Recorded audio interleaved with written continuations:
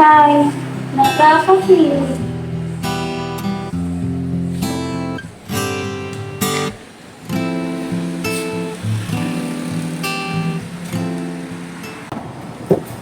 Anak ko, hindi ka ba nagsasawa sa pagbabasa ng mga sulat ni Susto ng Ibarra?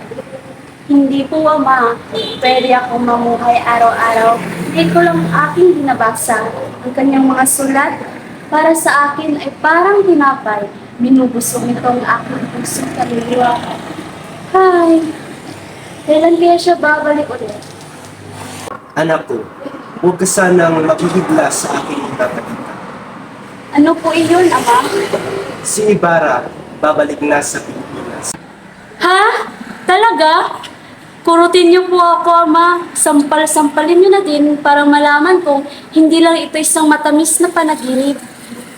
Hindi ka nananaginip, anak. Hindi ka nananaginip. Ang saya-saya ko, Ama. Mas masaya pa sa mga ibong nagsisikantahan tuwing umaga. Kailan po siya babalik?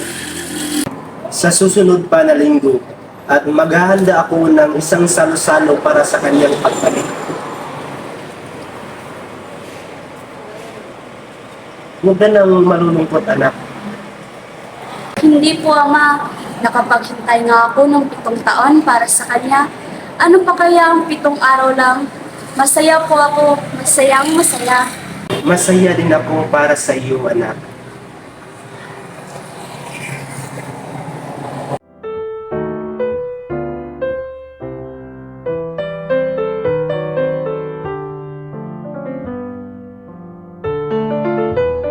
Ginoo, kinalulugod kong ipakilala sa inyo ang anak ng aking nasirang kaibigan na si Don Rafael.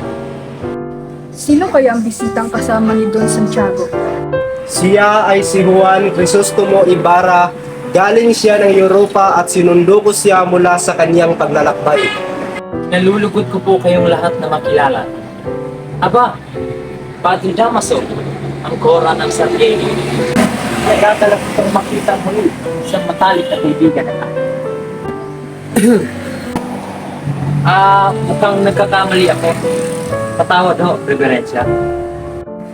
Hindi ka nagkakamali, iho, ngunit di ko man kailan naging matalik na kaibigan ng iyong ama.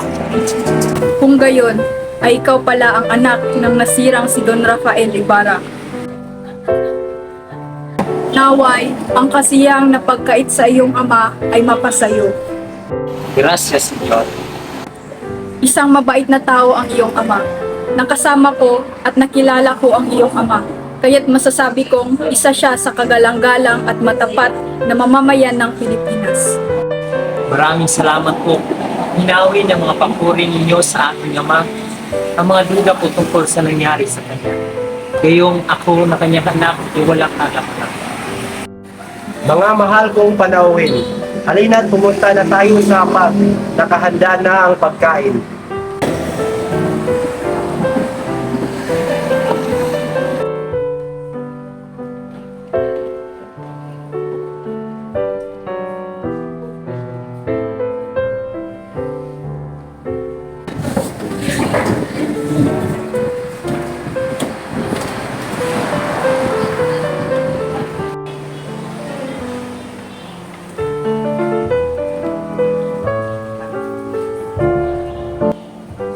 Buenos días, señores.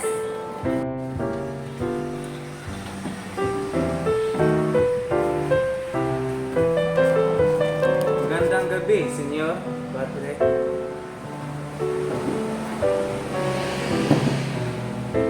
Napakalaking salo-salo ang ihanda ni Katibandiado. Aba, oo. Napaka-importanting tao ni Ibarra kay Kapitan Tiago. Pamilya na rin ang turing sa kanya.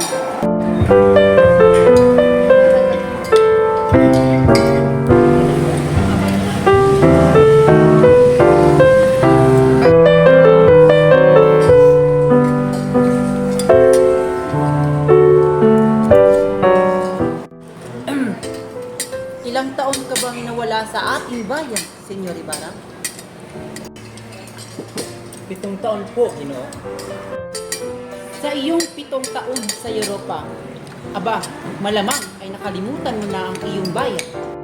Ang totoo po niyan ay parang ang aking bayan ang tila nakalimot sa akin. Lagi kong iniisip ang aking bayan kahit na ako'y malayo. Totoo ba, pre? Opo, Dunya Victorina. Kahit kailan ay hindi ko nakalimutan ang aking bayan. Sa lahat ng bansang iyong napuntahan, ano para sa iyo ang tumatak sa iyong isipan? Patawarin mo ako, Ginoo. Ngunit bukod sa inang Espanya ay wala na akong naibigan pa kundi ang ating bansa. Pagkatapos ko kasing mabasa at mapag-aralan ang kasaysayan at kultura ng isang bansa, ay nakakalimutan ko na rin ang magagandang alaala sa bansang iyon. Kung gayon, ay isa kang bulag na hangal iyo. Bakit ka pa nagsasaya ng pera upang pumunta ng Europa kung wala ka namang nagustuhan? Ang iyong mga napag-aralan ay alam din naman na mag-aaral na tanungin mo pa sa ating bansa. Senyores, huwag kayong magtaka sa aming dating Cora. Ganyan-ganyan din ang pakikitungon niya sa akin nung bata pa ako. At mukhang hindi na siya nagbago. Salamat pa rin sa kanya. Dahil nagugunit ako ang mga panahon, ang kanyang reverensya ay madalas dumalaw sa aming tahanan at nakakasalo sa pagkain ng aking ama.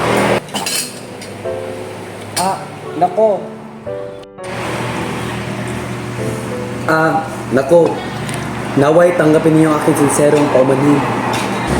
Senyores, Kapitan Tiago, kababalik ko lang mula Europa, kaya't naway maintindihan ninyo na kailangan ko na agad na lumisan. Pupunta pa ako sa San Diego, sa Makalawa, para sa Todos Los Santos, kaya't may kailangan pa akong patagpuin. Hindi ka na ba talaga mapipigilang umalis, Ibarra? Sana ay mahintay mo pa ang pagdating ng aking bulaklak na si Maria Clara. Alam kong matagal ka na niyang hinihintay. Paumanhin, aking Lord. Ngunit mahalaga ang aking patagpuin ngayon. Muchas gracias sa punan, Kapitan. Walang anuman, Ibarra. Patnubayan ka ng Diyos sa iyong paglalakbay.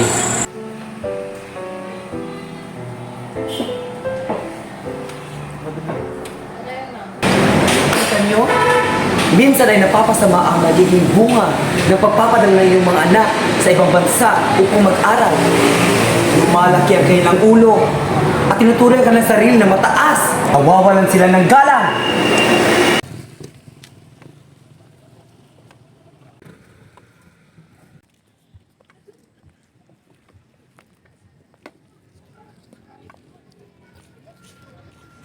Diyos ko, si kabing ito'y parang pangarap lamang ang 7 taon ko sa Espanya. Binata! Binata, sandali lamang! Binata, mag-iingat ka sa lihim ninyong kaaway. Ang nangyari sa inyong ama ay dapat na maging isang aral sa inyo. ipagpatawad ninyo sa wari ko'y naging mahal sa inyo ang aking ama. Ngunit sa pagkakabatid ko, ay wala ako o kahit ang aking ama na mga lihim na kaaway. Madalas, ang sobrang kapanatagan ay nagdadala sa atin ng kapahamakan. Hanggang sa huling hininga ng iyong amang si Don Rafael ay hindi siya makapaniwalang may mga lihim siyang mga naging kaaway. Ngayong alam ko na kung bakit si Kapitan Tiago ay nag-aalangan sa akin na magsabi sa mga nangyari sa aking ama. Ngunit, bakit siya nakulong ng sapilitan? Bakit siya nakulong? Ano ang kasalanan niya? Ang tanging naging kasalanan ng iyong ama ay siya ang pinakamayaman sa buong San Diego. Aray ko po! Kapastangang bata! Tawan niyo po! Aray ko!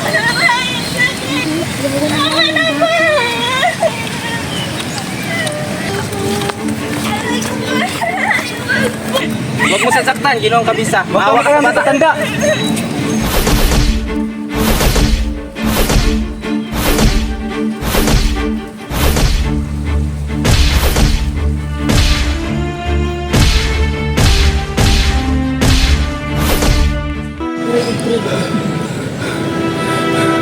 Ginoo! Gumising ka, Ginoo! Ginoo! Hindi ko sinasadya! Ginoo! Gumising ka!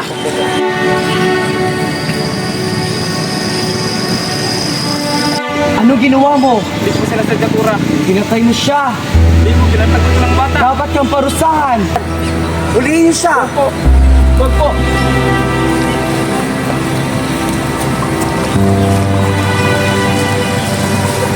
Huwag po! Tara! Hindi ko sinasadya! Manahimik ka! Huwag po! Hindi! Huwag!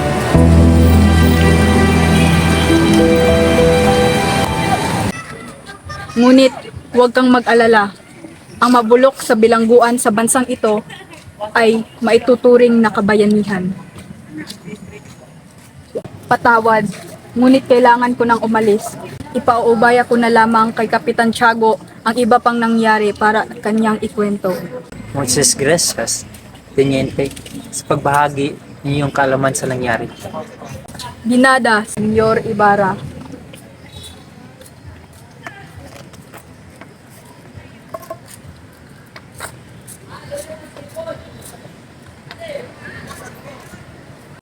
Nabusog kaya ang mga bisita sa handaan, Isabel? Palagay ko'y oo sa Tiago. Paniguradong nabusog sila sa dami ng handa. Nakakalungkot lamang at kailangan ng umalis agad ni Ibarra sa gitna ng kasiyahan. O siya, maiwan ko muna kayong mag-ama at mag-aalis pa ako sa kusina. Tila yata'y may bumabagabag sa iyong isipan, Ama. Mayroon niya po ba? Walang anuman, Iha. Nagpapasalamat lamang ako sa Panginoon at binigyan niya tayo ng maayos na buhay.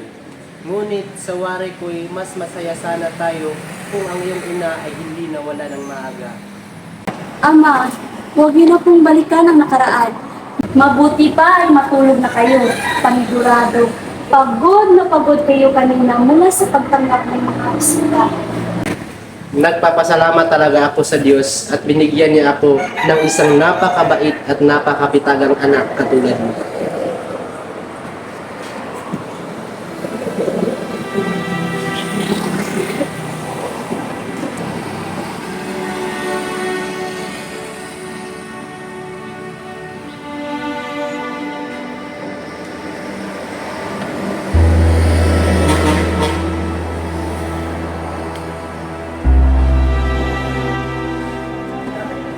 Kung buhay lamang si Pia, ang kaligayahan ko'y paniguradong buong-buo.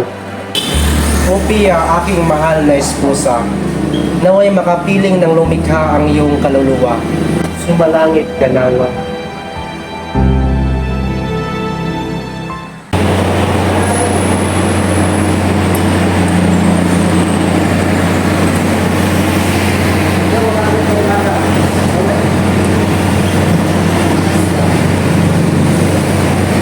Mahabaging Panginoon, tanghalin na, ano kaya ang dahilan ng kanyang pagkahuli?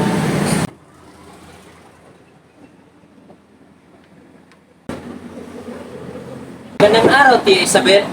Nais ko lang po sana makita si Maria Clara. Ay, nandyan siya sa loob. Halika, tuloy ka.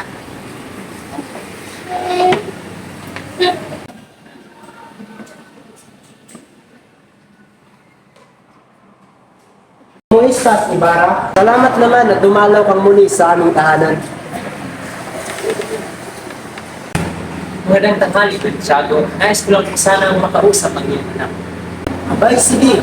Clarita, nais kang makausap na Ibarra. Isabel, sunduin mo siya sa kwarto.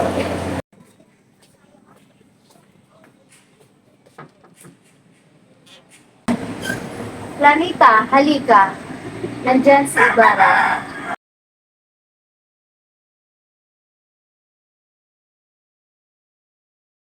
Oo, ayan na siya. Maaari na kayong mausap sa Sophia.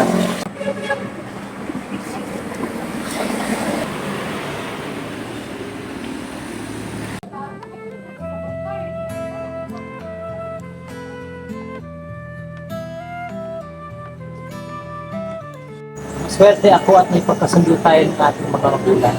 Upang ikasal. Dahil kung hindi, ay hindi na ako makakita pa ng isang babae tulad. Napakatamis ng iyong dila, Crisostomo. Siguro'y dahil dyan ay nabihag mo ang maraming kababaihan sa mga bansang iyong napuntahan. Sanang magandang obra ng Diyos ang aking sinisita. Bakit na ba ako hanap ng iba? Sinungaling, hindi ako makapaniwalang sinasara mo ang iyong mata pagdating sa ganda ng ibang dilag sa Europa. Ang kagandahan ay nasa panlasa ng tao. Ito ay naroon sa sumusuri ng kagandahan. Mula sa aking puso, sinasabi ko sa iyo, ikaw ang aking pinakainiibig. Patawad aking sinta, ngunit kailangan ko nang lisanin ng iyong piling. Bukas ay Todos los Santos, kaya kailangan kong puntahan ang isang tao doon upang tulungan ako bukas. Naiintindihan ko, Ibarra, naway makapaglakbay ka ng ligtas at natuwas. Paalam ako, minamahal. Patnubayan ka nawa ng may kapal.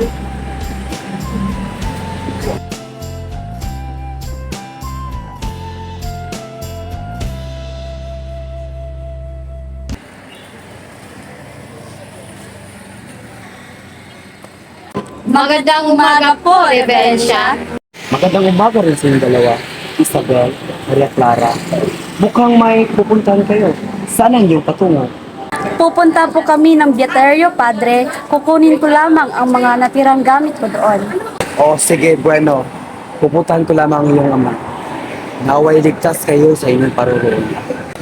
Muchas gracias, Padre. Tingnan lamang natin kung sino ang masusunod saan. Padre, ano ang sadya ninyo? May gusto akong sabihin importante sa iyo. Doon tayo sa lugar kung saan tayo lang makakarinig. Tandaan mo lang ng mabuti ang mga sinabi ko sa iyo, Santiago. Iniisip ko lang kapakanan mo. Naiintindihan ko, Padre. Masusunod ang inyong kahilingan. Bueno, aalis na ako. Sabi ko na nga ba't ang kailangan ko rin ang masusunod.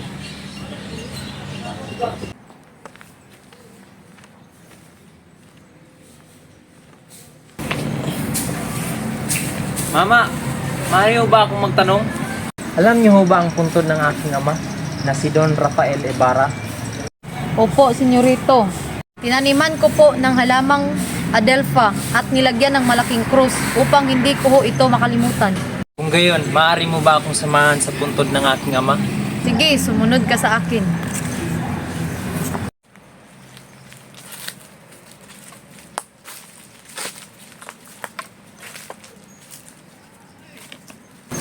Nasaan na? Akala ko ba ay alam ninyo ang kinalalagyan ng puntod ng aking ama? Dispensa po, senyor. Alam ko naman po talaga yun eh. Hindi ko lang maintindihan kung bakit tayo nawawala. Yan po, oh.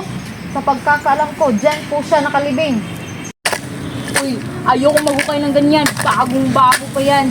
Pre, ang mga bagong ibing yan. Ayoko maghukay ng ganyan. Nakikita pa yung mga tubo sa buhok at buto niya. Masyado ka lang masilan. May ikaw pa gumagawa lang hinuhukay ko. Nakakatakot naman yung sinabi mo. Magtanong ka doon sa sepulturero kung bakit ganun ang puntod. Tanggal pa ang mga pako sa ataol at lumabas pa ang kalahating katawan ng bangkay. Baho naman yan! Bakit mo hinukay yung bangkay? Sino may utos sa'yo? Hindi sino pa, si Malaking Kura. Ayoko na maghuka ng ganyan. Mawalang galang na ho. Ano pa yan? Alam niyo po ba kung nasa na yung malaking krus sa puntod na iyon na may pangalang Don Rafael Ibarra? Ah, yung krus sa puntod na may bulaklak. Sinunog ko na pa yun. Sinunog! Opo, pinasunog ni Korang Malaki. Kung gayon, bakit mo hinukay ang bangkay ng aking papa? Saan mo dinala ang bangkay niya? Tinutos po ni Korang Malaki na ilibing siya sa mga libingan ng mga inchik. Ginawa mo naman ang sinabi niya? Hindi po. Mabigat po ang bangkay at malakas ang ulan, kaya't nilagay ko muna sa ilog.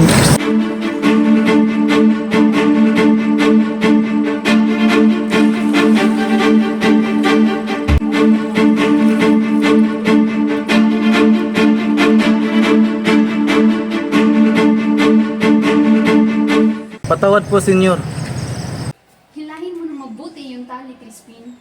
Magpahinga naman tayo, kaka. Kanina pa tayo nakatayo at nagpapatunog ng kampana. Hindi pa pwede, papagalitan tayo ng sakristang mayor. Oo nga pala, ilan nga pala yung susilduhin mo ngayong buwan? 2 reales na lamang, Crispin. Bayaran mo na kaya yung sinabi nilang ninakaw ko sa simbahan para hindi na sila magkagulo at makauwi na ako. Naku, Crispin, 2 multa na ang inabot ko sa sakristang mayor.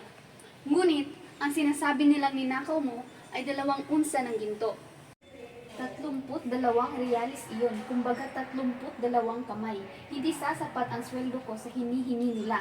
Takot na kasi ako eh. Napakasama ng kura. Lalo na't ang sakristang mayor. Napakasinungaling nilang lahat.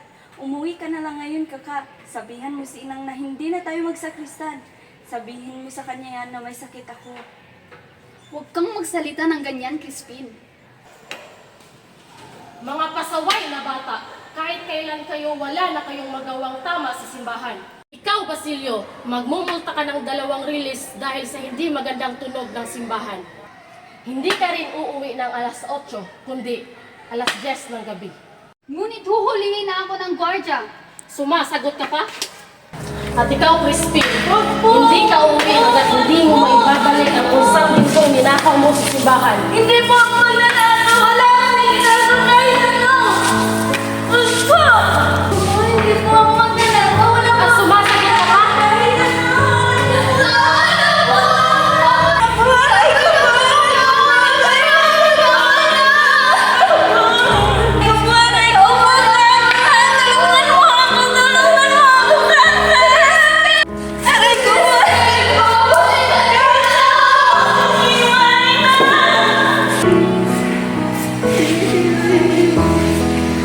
Walang galang na bata! Magnanakaw! Hindi po ako magnanakaw! Lapastangan ka ha! Tignan natin kung hindi mo pa ibabalik ang ninakaw mo!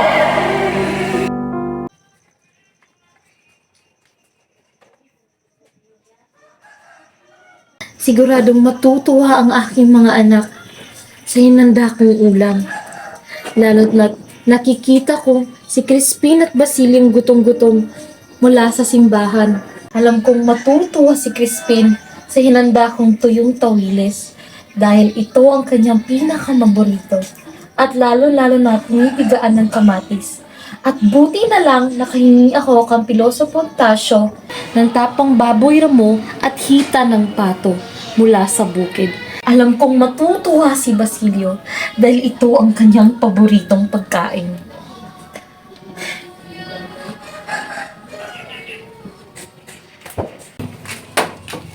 Lisa, nagugutom ako. Aba, ang sarap namang hinain mo.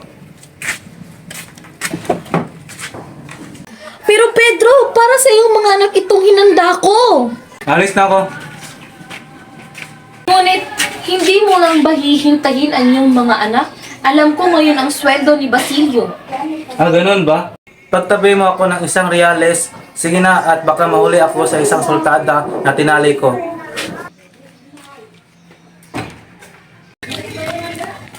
Itay! Nay! Buksan po ninyo ang pinto!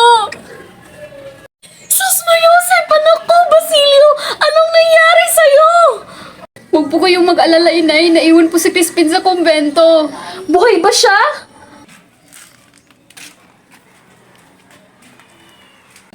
Tumakas po ako sa kumbento. Ngayon lamang ako pinauwi ng sakristang mayor. Ngunit hindi daw ako makakauwi kundi alas 10 ng gabi.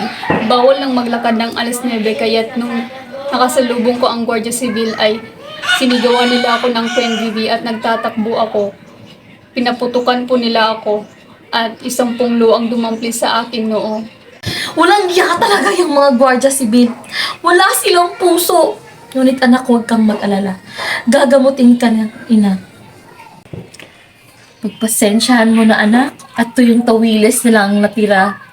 Naghanda ako kanina ng pagkain, ngunit kinain ito ng iyong ama. Hindi ka po ba niyo sinaktan? Huwag kang mag-alala anak. Hindi man ako kailang ginawan ng masama ng iyong ama. Anak, ngunit bakit hindi nakauwi ang iyong bunsong kapatid na si Crispin? Pinarusahan po siya ng sakristang mayor dahil nagnakaw po siya ng 2 unsa ng ginto. Hindi naman siya nagnakaw talaga, ngunit hindi daw siya pauuwiin hanggat hindi niya iyon ibinabalik. Mahabaging Panginoon, maawa ka sa bunsong anak ng si Crispin. Hindi ganong tao ang aking anak na si Crispin. Ngunit anak, huwag kang mag-alala. Pupuntahan ko bukas sa simbahan at pupuntahan ko ang kura. Dadalhan ko ng gulay ang iyong kapatid at kukunin ko ang kalayaan niya. Kaya anak, huwag ka nang mag-alala. Matulog ka na at huwag mo nang isipin iyon.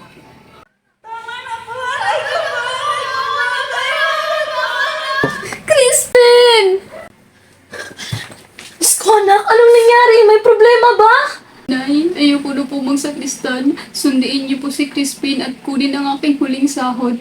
Ipakikiusap ko po kay Don Ibarra na tanggapin po nila ako ng tagapagpastol ng kanilang mga hayop. Paaralin niyo po si Crispin kay Piloso Potasio. Mabait po si Crisostomo Ibarra. Baka bigyan pa po niya ako ng gatas na gusto-gusto ni Crispin. Pag malaki na po ako, magsasaka at mag-aararo ako. Di ba mainam iyon, inay? Huwag niyo na po akong gawin sa kristan. Huwag kang mag-alala, anak. Huwag kang mag-alala. Matulog ka na.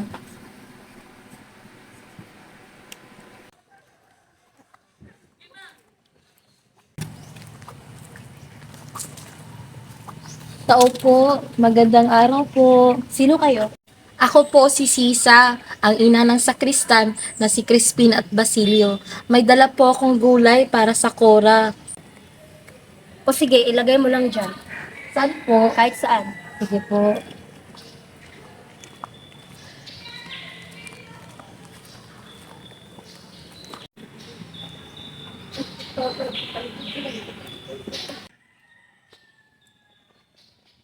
Maaari ko po bang makausap ang Cora?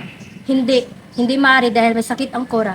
Kumbaga, pwede ko bang kausapin ang aking anak na si Crispin?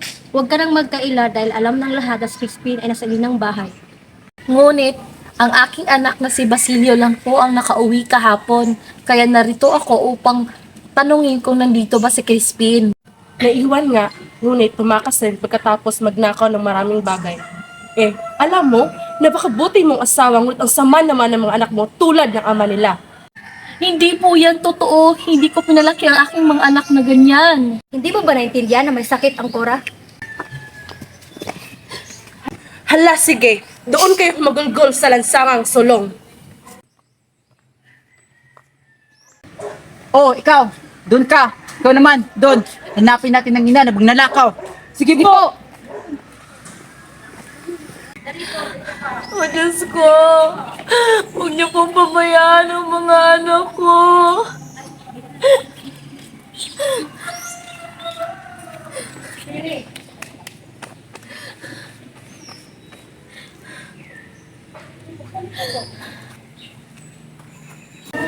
Crispin! Basilio! Ikaw ba si Sisa? Ang ina ng mga magnanakaw ng mga bata? Ako si Sisa. Ngunit, hindi magnanakaw ang aking mga anak. Hindi ko pinalaki ang aking mga anak na magnanakaw. Huwag ka na magmaang-maangan pa. Ilabas mo na ang iyong anak. Nakatakas ang nakakatandang anak mo. Nasaan yung mas bata? Ngunit hindi nakauwi ang aking anak. Wala siya sa bahay. Si Basilio lang nakauwi. Maawa kayo. Kung ganun ay sasama ka namin. Hindi po! ka makakalawa sa kartel hanggat hindi mo sinasabi kung nasa ng mga anak mo. Hindi! Ilahin mo siya. Huwag po! Halika na! Namin! Dali na dito siya! Halika na, huwag ka na. Tara! Huwag po! Huwag po! Tulong natin ko! Biyan! Huwag po! Huwag niyo po ako ikulong! Wala po akong kasalanan! Buksan niyo po ito! Buksan niyo po! Senyor Alvarez, Ang kriminal ay kasalanan ng Cora. Pakawalan mo ang bihag at huwag mo na siyang abalahin kailanman. Kung gusto makuha ng Cora ang nawalang ito, sabihin mo manalangin siya kay San Antonio. Pari siya ay hindi niya alam ganung bagay na yon, ha? opo, senyor.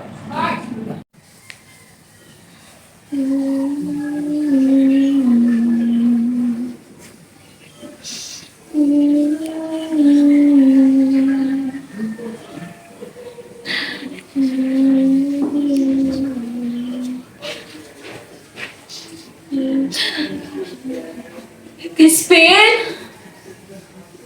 Basilio? Mga anak ko, andyan ba kayo? Crispin! Basilio! Mga anak! Nasaan na kayo? Nasaan na kayo mga anak? Crispin! Basilio!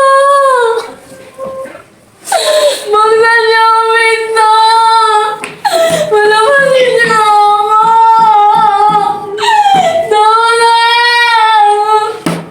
Tulong!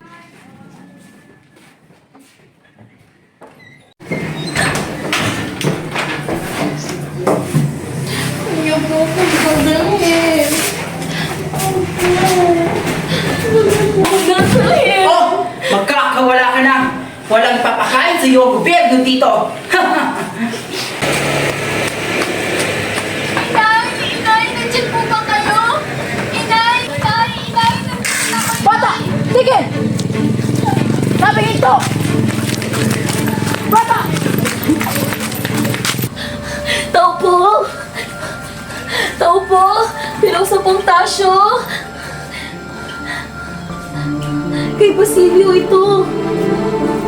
Anak! Basilio! Crispin! Mga anak ko! Nasaan na kayo? Basilio! Crispin! Hangin! Alam mo ba kung nasaan ang mga anak ko? Magsalita kayo! Crispin! Basilio! Mga anak ko, nasaan na kayo? Andito na ang nanay niyo!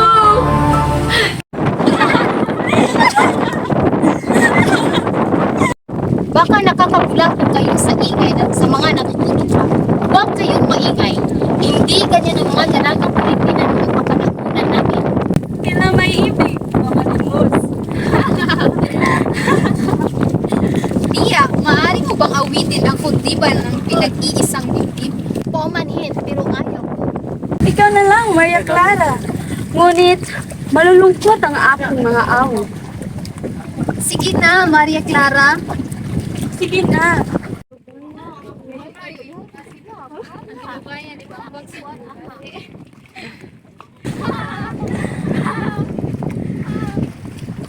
Hala, may buhaya! Saan? Hala, bakero! Sino ang pinatang iyon? Ginoong Ibarra! Ginoong Ibarra! Maaari mo ba tulungan ng bangkero? Abi! Ibarra! Wag! Ngunit kailangan ko tulungan ng bangkero. Mag-ingat ka, aking minamahal.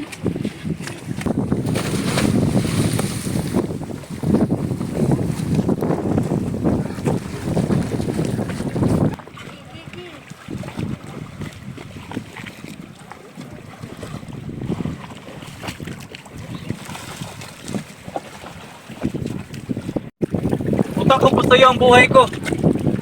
Hindi kayo dapat naging mapusok. Hindi nyo dapat biruin na ganoon na lamang iyong kamatayan. Siya nga pala, ano nga pangalan mo, magiting na bangkero? Ilyas po, Ginoo.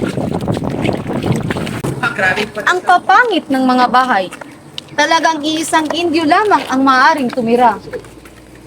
At aba, mga wala pang galang, hindi man lang magbigay pugay sa mga katulad nating maharlika. Hindi katakatakang puro pangungutya ang maririnig mo sa mga praile tungkol sa kanila. Mahal kong esposa, huwag kang gumawa ng iskandalo dito. Nakakaya sa mga tao. Huwag kang humarang kung ayaw mong tumilapon ang iyong pustiso. Ano? Pinaiingitan mo kayo? At bakit? Pinaiingitan mo pala ang inyong mga kulo. Napakagandang tanawin. Dalawang donyang walang asal na nag-aaway sa mismong durungawan ng bahay ng Alperes. Ano kaya ang kahinatnan niyan? Para sabihin ko sa iyo, Doña Alpresa, hindi ako isang probinsyanang katulad mo. Sa sobrang sopistikada kong tao, walang alpresang nakakapasok sa aming bahay. Naghihintay lamang sila sa labas ng aming pintuan. Aba, excelentísima, Senyora Pupo. Hindi nga nakapasok ang mga Alperes, kundi ang mga pilakyod na tulad ng iyong asawa. Aba, talagang ginagalit mo ako Bumaba ka dito, walang galang? Walang iyang probinsyana? Labandera ka lang naman noon nang napikot mong asawa. Bitawan mo ako! Gusto mo ng gulo? Gusto mo ng gulo? Pagbibigyan kita, Senyora Grosera. Walang hiya ka? Probinsyana? Probinsyana! Mayusip Konsolasyon, anong gulo na naman ang ginawa mo? Tumigil ka at nakakaya sa mga tao. Ibibili mo yan ng bagong damit! Kung wala kayong pera, magnakaw kayo sa taong bayan! May mga sundalo naman kayo! Ikaw ang bumili ng asal, mga walang mudo. Naturingang mayaman ngunit sayat sa lupang ugalit. Magpigil ka, Alperes. Kung makalipusta ka sa amin, para kay ganda ng iyong moral. Probinsyana! Walang hiya ka! Labandera! Magtigil kayo! Sa ngalan ng Panginoon para kayong mga hayop! Mga edukado naman kayong tao! Nakakayang isipin na pati kayong mga taga-alta di syudad ay tumutulad na din sa Indio! Hala! Pagsisihan rin ninyo ang inyong mga kasalanan at magkumpisal kayo! Entiendes? Sir, Reverensya! Kayong mga manunood, magsiuwi na kayo! Andito na kayong lahat, hindi niyo pa inawat! Diyos ko po! Patawarin niyo po silang lahat sapagkat hindi nila alam ang kanilang mga ginagawa!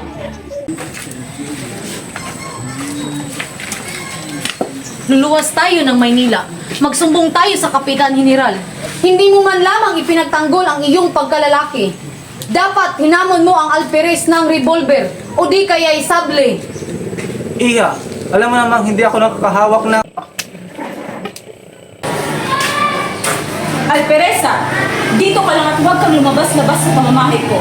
Wala ka talaga naitulot kundi ang mga problema sa pananakit na mayroon ka. Isa kang tunay na kahihiyan. Asawa niya ako. Pinili niya ako. Hindi niya lang tanggap na mas maganda pa ako kay Maria Clara.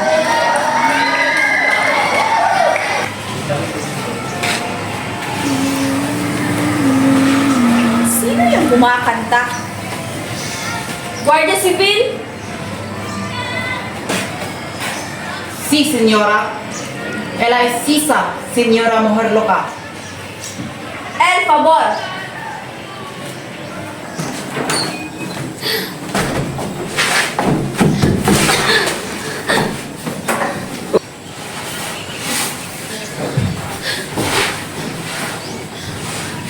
Vamos, magkantar ikaw. To, Espanyol, Tagalog. Sabi ng senyora, kumanta ka raw.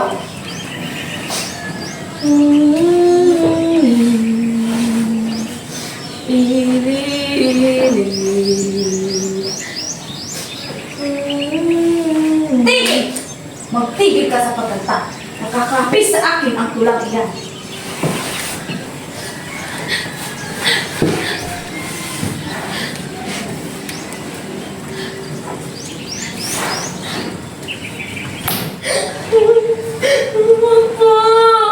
Bayla!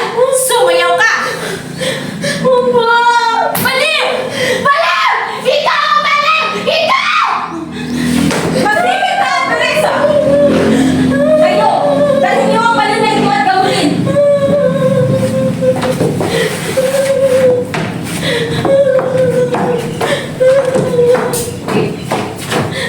Tara, huli na sila. Andun sila, Ibarra. Bilis!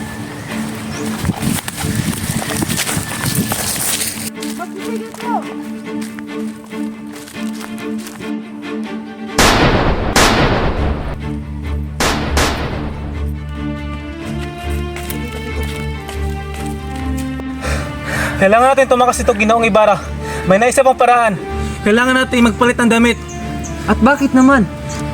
Para maisipin nila na ako si Crisostomo Ibarra. At baka naman ikaw ang mapahamak niyan. Wala na tayong ibang paraan.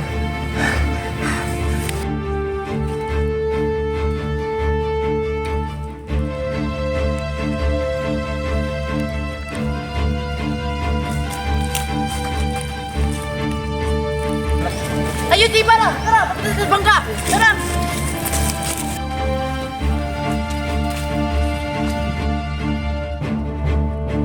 Ginoong Ibarra, tulak nga natin ang bangka.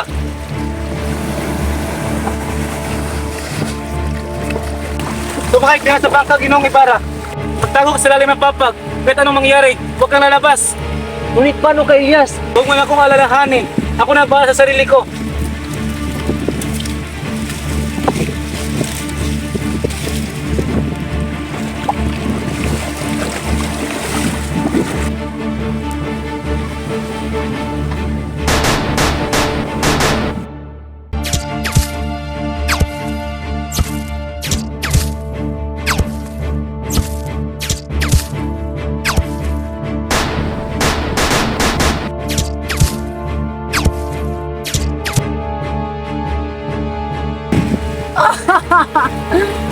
Akala mo siguro, Ginoong Ibarra, hindi kami sintado, ha?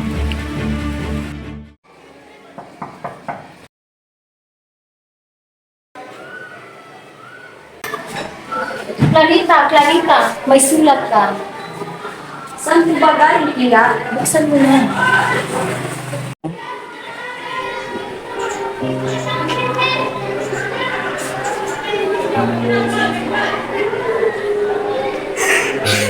Clarita. Tia! Hindi totoo yun!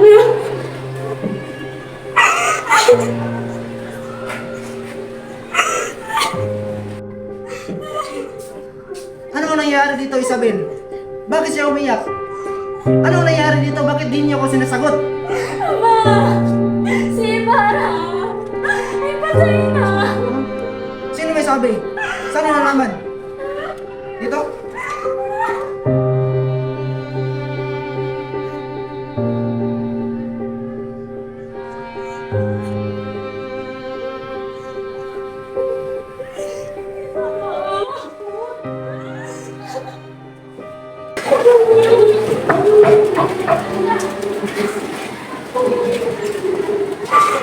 Magandang umaga!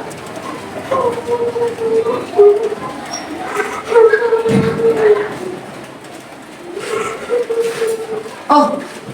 Ano nangyari at bakit kayo nag-iiyakan? Masama kami natanggap mo ng kita.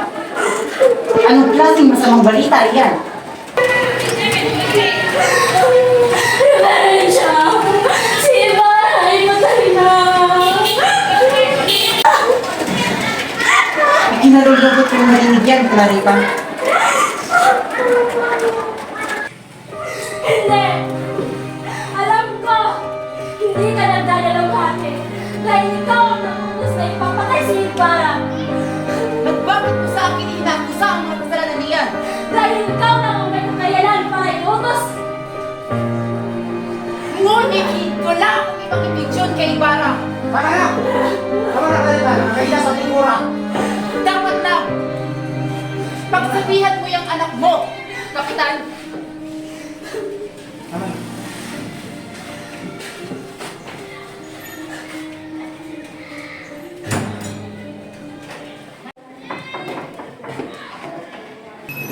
Magandang umaga, Binibini.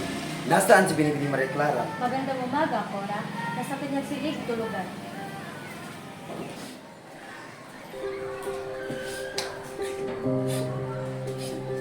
Maria? Maria? Anak ko? Hindi ka mamamatay.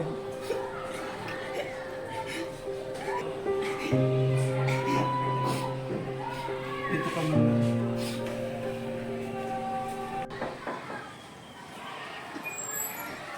Magandang umaga, Ginoo. Magandang umaga, Cora. Ako nga pala si Alfonso Linares, pamangkin ni na Dunya Victorina at Don Tiborcio. Ah, ikaw pala ang inaanak ni Carlicos. May liyab siya sa akin ukol sa iyo. Ngunit, hindi kita nakilala. Dangan kasi, hindi ka pa isinilang. Ako'y umalis na sa Espanya. Sinasabing, ihanap kita ng mapapasukan at asawa. Sa mapapasukan ay madali.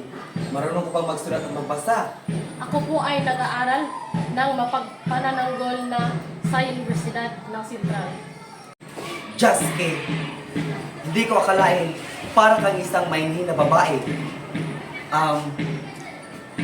Bibigyan kita ng isang babae. Oo, isang babae. Hindi po naman ako nagmamadali, Padre. Halika, kausapin natin si Santiago.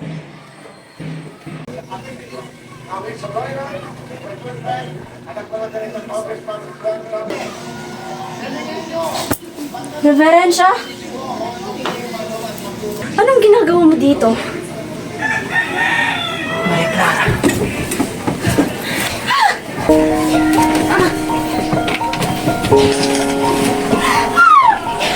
Reverensya, wag po! Reverensya!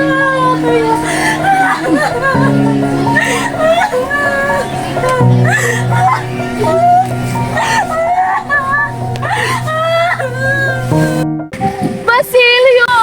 Crispin! Basilio, anak! Crispin! Inay! Basilio! Basilio, inay! Basilio! Anak! Inay!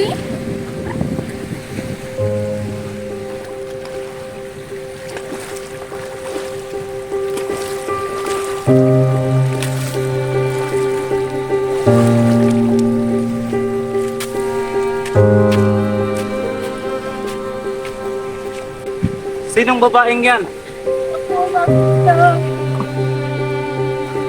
Dalawa na akong araw hindi ko makain o umiinom. Mamamatay na rin ako. Sunugin mo ang aming bangkay ng iyong ina. Kung walang dumating na sino man, hukayin mo ang ginto at gamitin mo sa pag-aaral.